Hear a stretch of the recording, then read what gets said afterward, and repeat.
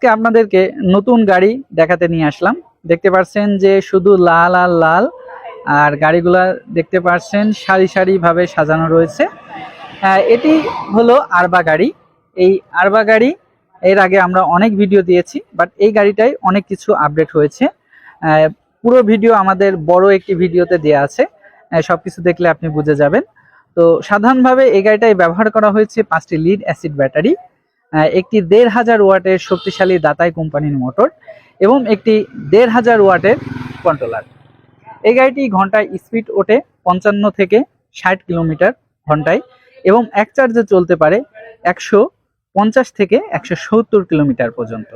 গাড়িটি রয়েছে mobile charging দেওয়ার সুবিধা এবং আরও রয়েছে লক সিস্টেম, যেটা রিমোট কন্ট্রোল লক এবং ঘাড় লক, এই ধরনের 3টা লকিং সিস্টেম রয়েছে।